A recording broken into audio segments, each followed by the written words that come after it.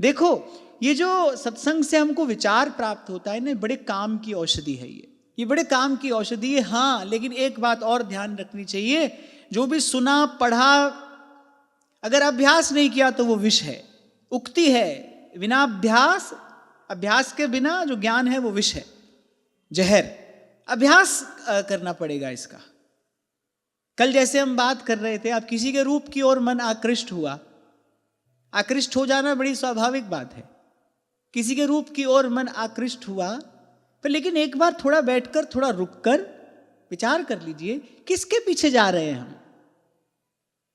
अगर जीवन में सत्संग है, सत्संग में आपकी थोड़ी निष्ठा है, श्रद्धा है, सत्पुरुषों के वचनों को कुछ मूल्यवान आप समझते हैं, तो संतों के वचन तो औषधि जैसे होते हैं। इस पर उसका थोड़ा विचार कर लो कि जिसके पीछे हम जा रहे हैं, जिसको हम सौंदर्य समझ रहे हैं, क्या वो सौंदर्य है या कहीं कोई माया जाल है जिसमें हम उलझने जा रहे हैं, जिसमें हम फंसने के लिए जा रहे हैं। कल आपसे मैं कह रहा था, जिसके पीछे दौड़ते हो, एक बार आंख बंद करो और मन आपसे जैसे उसके स्वरूप की कल्पना करा रहा है, एक बार उसको छोड़कर हमारी बात कभी याद कर लेना, उसकी चमड़ी की सबसे ऊपर की परत हटा दो, फिर जाओ उसके पीछे।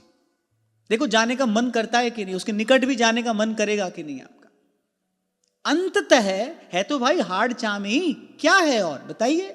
लेकिन जैसे अबोध बच्चे को जादू का खेल सच दिखाई पड़ता है,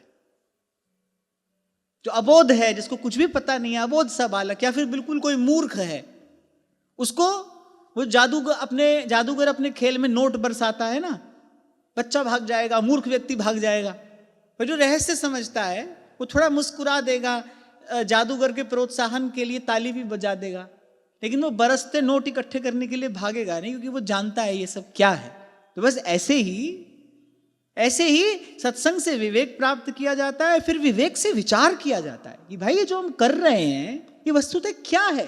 और आप एक बार ऐसा अभ्यास करके देखो, धीरे धीरे क्या होगा, वो जो वेग है, और मैंने आपसे पहले भी कभी कहा था, ये जो मन में उठने वाले संकल्प विकल्प हैं, ये जो काम क्रोध आदि वेग हैं, एकदम से समाप्त नहीं होते। ये ऐसा नहीं कि आज हैं कल समाप्त हो जाएंगे। क्यों? क्योंकि आप घर छोड़कर वृंदावन आ गए हो, इसलिए। क्योंकि कल आप गृहस्थ थे और आज आपने साधु का वेश धारण कर लिया है, तो अब आज ये सब समाप्त हो जाएंगे। नहीं, ऐसा नहीं होता है। आप यहां रहो, वहां रहो, वहीं रहते रहो या यहीं रहते रहो, कहीं रहते रहो, पर इसकी तो जो प्रक्रिया है, ये तो जिस गति से, जिस प्रकार से होता है, उसी गति से, उसी प्रकार से होगा। आपकी इच्छा है, आपको कहां रहकर सुविधा है साधन करने में, आप वहां रहो। जिस देश में रहो, जिस भेष में रहो, यहां पर जो संतों ने कहा है वो करना पड़ेगा, उसका अभ्यास करना पड़ेगा।